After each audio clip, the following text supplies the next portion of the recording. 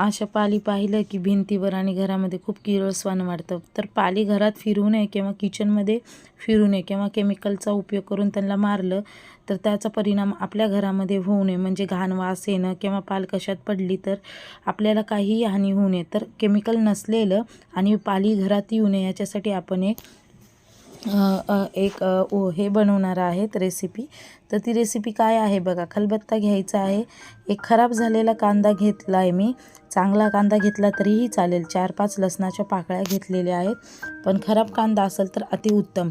तर हे छानपैकी असं चेचून घ्यायचं आहे. आणि चेचून घेतल्याच्या नंतर ना एक पाणी घ्यायचं आहे पातेल्यामध्ये.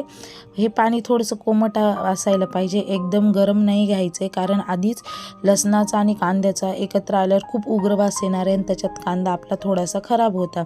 व्यवस्थित हाताने कांद्याचा आणि लसणाचा जे निघतं ते लिक्विड पूर्ण पाण्यामध्ये मिक्स झालं पाहिजे. ह्याच्यामध्ये 2-3 तमालपत्र टाकायचं आहे. तमालपत्राचा पण वास खूप खूप स्ट्रॉंग असतो. आणि आता ह्याच्यात मेन इन्ग्रेडियंट जो आहे तो आहे आपला विक्स. विक्स नसेल तर तुम्ही कोणताही बाम टाकू शकता, झेंडू बाम किंवा जे कोणतेही येतात ते काहीही टाकू शकता, पण हे असणं गरजेचं आहे. तर व्यवस्थित मिक्स करायचं आहे आणि 10 मिनटं झाकून ठेवायचं आहे. 10 मिनटाच्या नंतर ना ह्या पाण्यामध्ये ह्या 3-4 पदार्थाचे वास मस्त मिक्स होणार, सगळे लिक्विड मस्त मिक्स होणार. आणि हे जे बाकी राहिलेलं कांदा, लसूण आणि हे सगळं काढून घ्यायचं आहे. पाणी घ्यायचं आहे थोडंसं साधं, कारण हे खूप स्ट्रॉंग वासाचं बनलेलं असतं. तर साधं पाणी घ्यायचं आहे आणि त्याच्यामध्ये हे लिक्विड ओतून घ्यायचं आहे. आणि तुम्ही डायरेक्ट लिक्विडचा यूज केला तर तो वास तुम्हालाही सहन होणार नाही. त्याच्यासाठी आधी साधं पाणी घ्यायचं आहे. आणि तुमच्या घरामध्ये अवेलेबल असलेली एक्सपायरी म्हणा किंवा चांगली असणारी कुठलीही एक टॅबलेट टाकायची आहे ह्या पाण्यामध्ये, किंवा ह्याच्याऐवजी तुम्ही डांबर गोळीसुद्धा टाकू शकता. आणि हे जे राहिलेलं लिक्विड आहे याच्यामध्ये कापूस असा भिजून घ्यायचा आहे.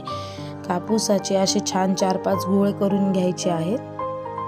हे बघा, आणि पिळून घ्यायचं आहे याच्यातलं पाणी. वरतून थोडंसं कांदा किंवा लसणाचा लावायचा आहे छिलका. आता बघा, लाईटीच्या वरती पाल 100% येते, कारण ह्याच्या लाईटीच्या वरती छोटे मोठे किडे फिरतात, तर ते खाण्यासाठी पाल येते.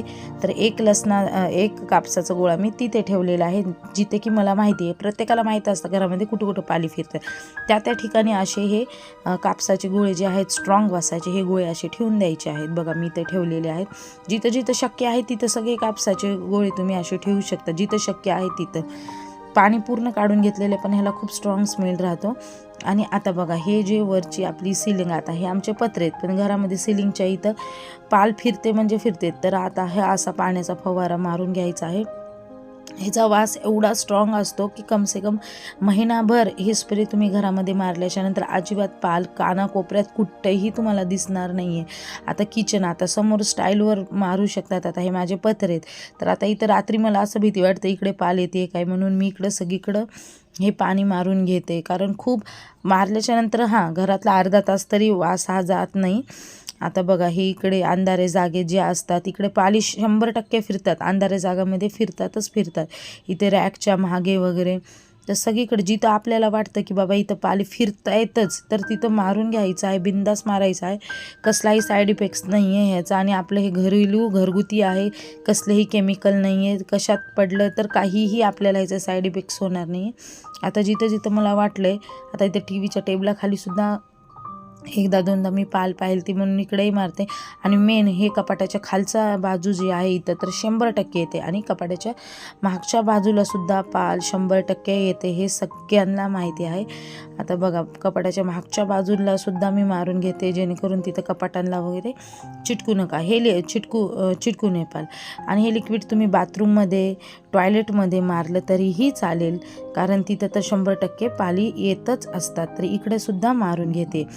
तर बघा, अशा घरेलू पद्धतीनं आपण एक लिक्विड बनवलं तर त्याचा उपयोग असा मी तुम्हाला करून दाखवलेला आहे. आजच्या व्हिडिओमध्ये एवढंच.